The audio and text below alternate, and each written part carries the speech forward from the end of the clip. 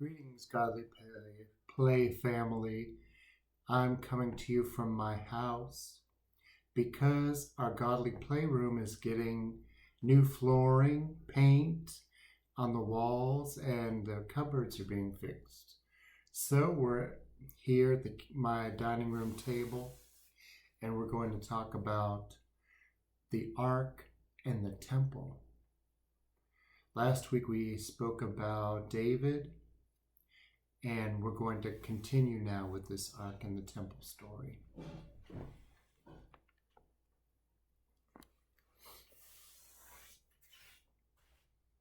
The people of God came into the promised land when David became the king. He gathered all of the people from north and south into one group.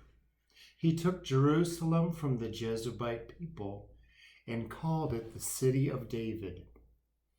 David and the people of God began to live in Jerusalem, but something was missing. It was the Ark.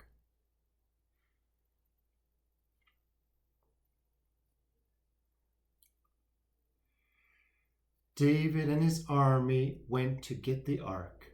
When they brought the Ark into the gate, King David danced before it.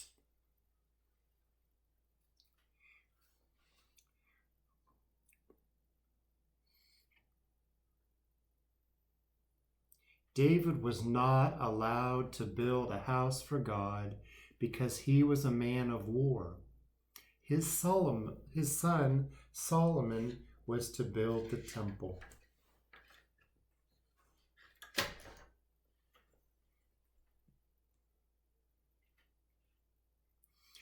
All the people had to help build the temple. Some went to the north of Lebanon to cut down and bring home great trees of cedar. They cut stones out of the mountains nearby and prepared the wood and stone to begin. The temple began to grow.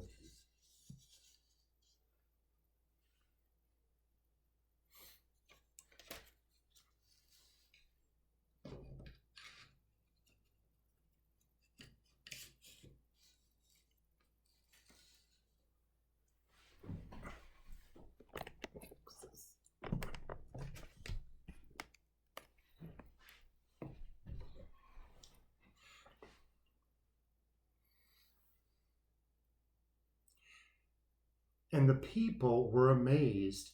There was a great hall for people to come close to God, and there was an inner room called the Holy of Holies.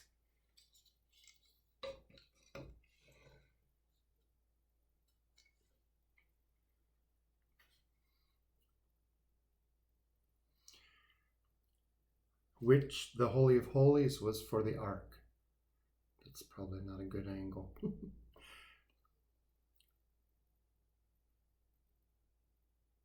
The high priest entered into the Holy of Holies once a year on the Day of Atonement, the holiest day of the year. The temple was full of beautiful carvings.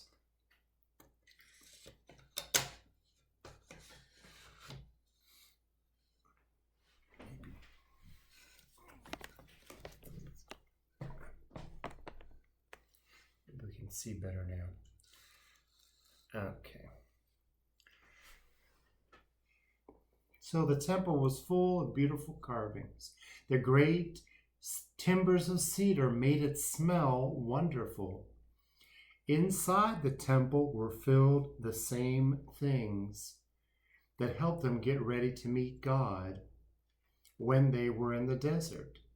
The ark was carried inside by the priests. Here is the altar of incense burning.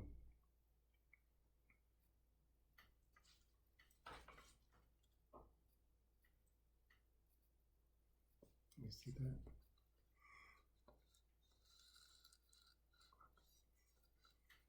Here see.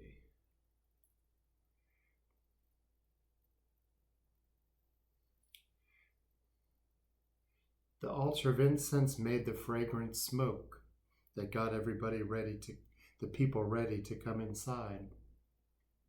Here is the table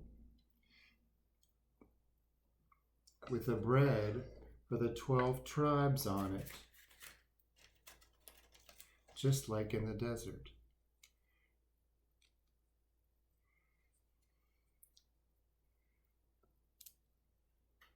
Can you see that?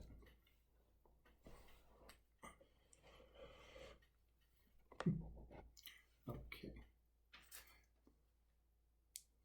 Here's more bread.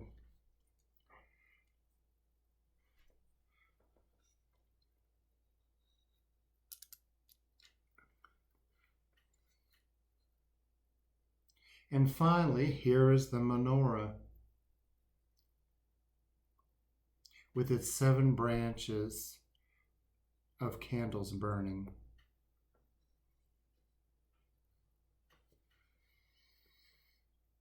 On the day the priest first carried the ark inside, a great cloud of dazzling light filled the temple.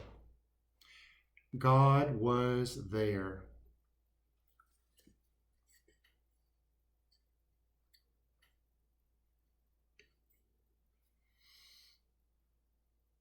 In front of the temple were the same things that they had in the tent, but now they were bigger.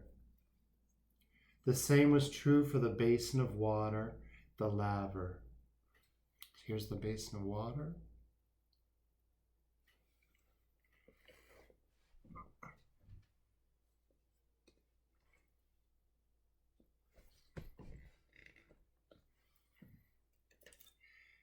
And the altar of sacrifices.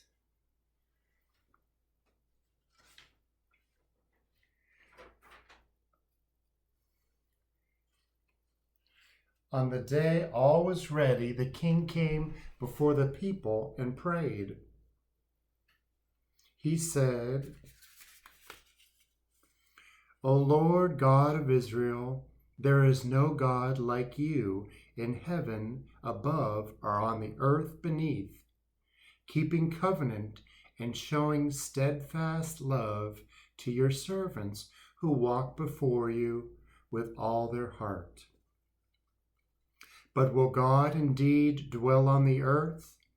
Behold, heaven and the highest heaven cannot contain how much less this house which I have built. Yet have regard to the prayer of your servants, to his supplication.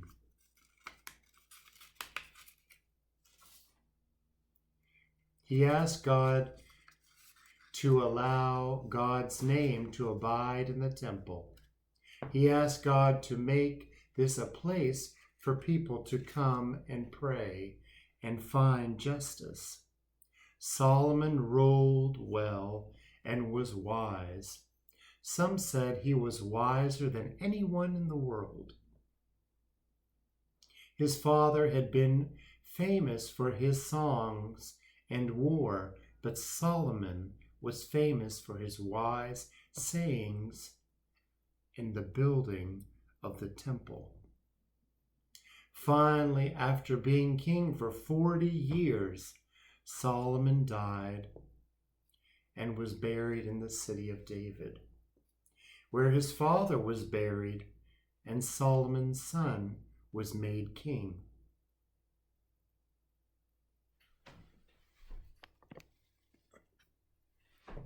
Now I wonder, what part of the story you like best? I wonder, what part is most important?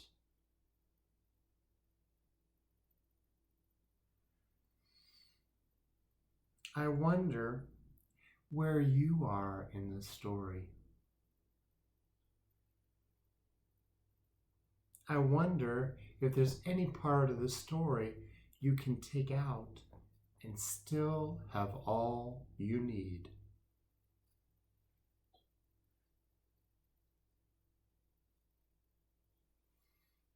When you go to Jerusalem today, the temple is gone. It was destroyed when the people of God were taken into exile. It was rebuilt, but destroyed. Again and rebuilt again in Jesus' time by King Herod. In 70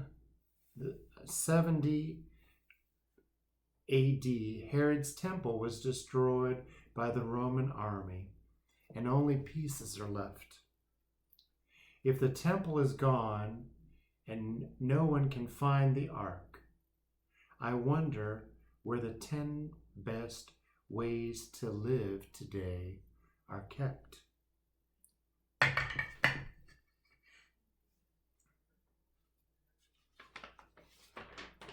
Watch now as we put the pieces away. The walls, the great timbers of cedar,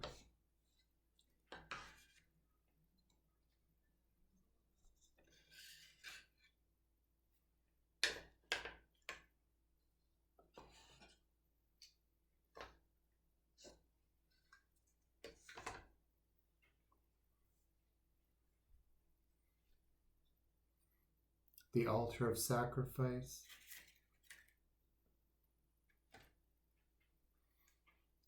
the laver where they washed,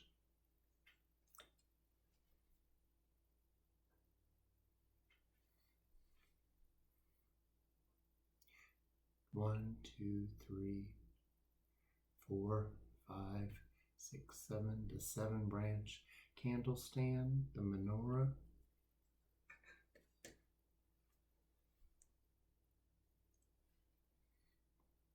the table with the 12 loaves of bread for the 12 tribes of Israel,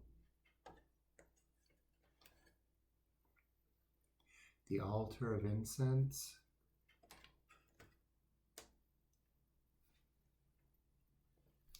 and of course the ark that contained the 10 best ways, the 10 commandments.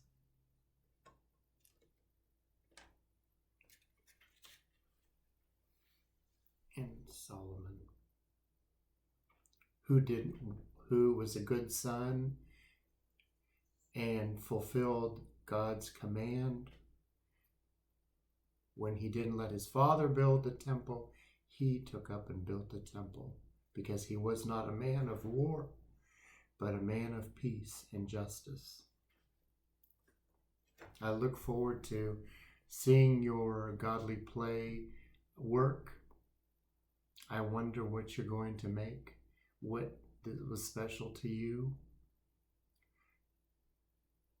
and how you think of yourself as continuing Solomon's work. How are we doing that today?